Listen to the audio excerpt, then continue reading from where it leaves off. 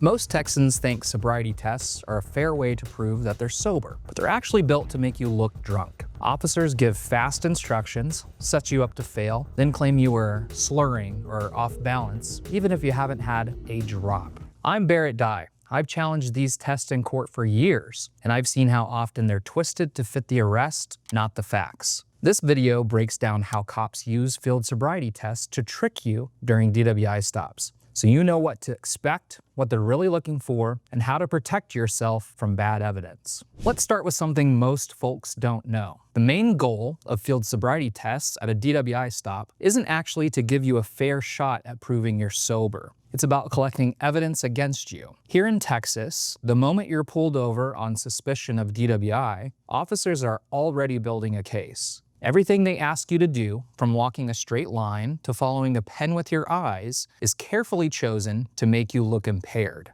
You might think, if I just do what they ask, I'll prove I'm fine and get to go home quicker. But that's what cops are counting on. They want you to believe it's a simple pass or fail situation, when in reality, these tests are designed to trip you up. The officer is watching and recording your every move, looking for tiny mistakes or signs of nervousness that they can use to justify your arrest. Let me give you a real-life example. I had a client in Abilene, perfectly healthy guy with no history of drinking problems. He was pulled over after a late-night shift, and the officer said he looked tired. During the field sobriety test, he stumbled slightly due to a loose rock in the road. That stumble, just one misstep, was all the officer needed to claim he was impaired, and it was caught on the police dashcam. Even though my client wasn't drunk, that little slip was used as evidence in his case. So remember, these tests are less about finding the truth and more about making a case against you. That's the first way Texas cops can trick you during a DWI stop. Now let's talk about the instructions officers give for these tests. They sound simple: walk heel to toe, keep your arms at your sides, count your steps out loud. But the reality is, the instructions are often rushed or unclear, especially if you're nervous or scared. And if you miss even the smallest detail, the officer will mark it down as a clue of intoxication. Here's the catch: these field tests are tough, even when you're stone cold sober. Imagine standing on one leg, with cars whizzing by, lights flashing in your eyes. Maybe it's windy or raining, and you're feeling the pressure of the police staring you down. That's a lot for anyone. But if you mess up, the officer chalks it up to alcohol, not nerves or environmental distractions. I once had a client from Dallas, a young woman who was pulled over late at night. The officer gave her the instructions while talking fast, and even interrupted her during the test. She got flustered, forgot part of the instructions, and lost her balance. All of that went into the report as failing the test. In court, the video showed just how unfair the situation was, but she still had to fight hard to prove her side. Officers in Texas are trained to look for any slip-ups during these instructions. The less clear they are, the more likely you'll make a mistake. And every mistake multiplies your chances of getting arrested. This is one of the biggest tricks officers use against you. Here's another trick. Police often make you feel like you must do these field sobriety tests. It's not uncommon for a Texan to say later, "Well, the officer told me I had to." But here's the truth. Field sobriety tests in Texas are voluntary. You are not legally required to perform them.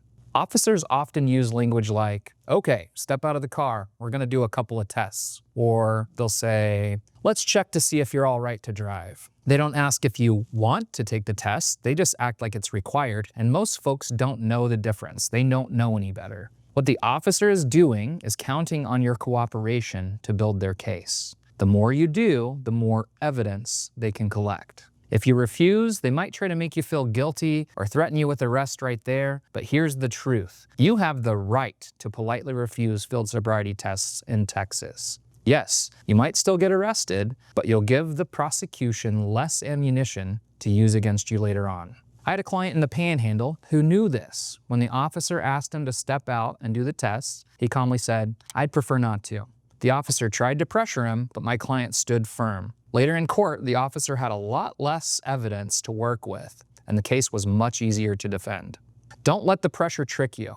Know your rights before you're ever in that situation. Here's something that surprises most people. Even if you think you passed the field sobriety test, it might not matter. Remember, it's not pass-fail. That's right, you could do everything right, and the officer can still claim you failed. Why? because Texas law gives officers a lot of room to use their own observations as evidence. The tests themselves, like the walk and turn, one-leg stand, and horizontal gaze nystagmus, the eye test, are supposed to be objective. But in reality, the officer decides what counts as clues of impairment. For example, were you swaying? Did your eyes jerk a little? Did you hesitate just before starting? These judgments are incredibly subjective. A client of mine in South Texas did the test flawlessly, but the officer claimed he saw slight swaying and nervousness, which he used as evidence of intoxication. The dashcam video showed nothing unusual, but that didn't stop the officer from writing it all down in his report. That's how powerful an officer's word can be in a Texas courtroom.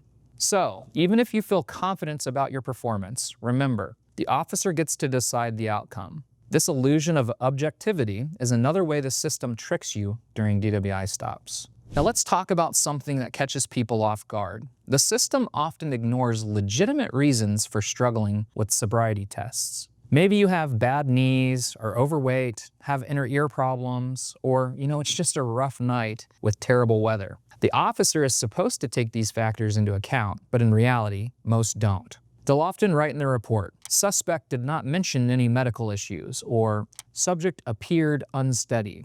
Even if you try to explain, your reasons might be brushed aside. And unfortunately, many folks are too nervous to speak up, or they don't think their condition matters. A client of mine had an old ankle injury and told the officer about it before the test. He still had to do the one-leg stand and, unsurprisingly, lost his balance. The report barely mentioned his injury. In court, it became my job to explain what the officer ignored. If you have any medical or physical condition that could affect your performance, say so clearly and on camera. State it loud enough so the dashcam picks it up. But understand, the officer may still act like it doesn't matter. That's just another way the system is set up against you. So let's recap what you just learned. Cops in Texas use sobriety tests to trick you during DWI stops. Number 1, designed test to collect evidence against you, not to prove you're sober. Number 2, giving rushed or confusing instructions that set you up to fail. Number 3, pressuring you to take voluntary tests by pretending you have no choice. Number 4, basing their reports on their own observations, which can override even a flawless performance. Number 5, ignoring legitimate medical or environmental reasons for mistakes, unless you loudly and clearly point them out. Every single one of these tricks is legal, and they happen every day to regular Texans who just want to do the right thing. The best defense is knowing your rights before you ever get pulled over. If you found this helpful, you need to watch our next video right now, How to Beat a DWI Case in Texas. I'll break down the exact steps you can take before, during, and after a stop to defend yourself and avoid a life-changing conviction. That video could save your license, your job, and your peace of mind. We'll see you over there.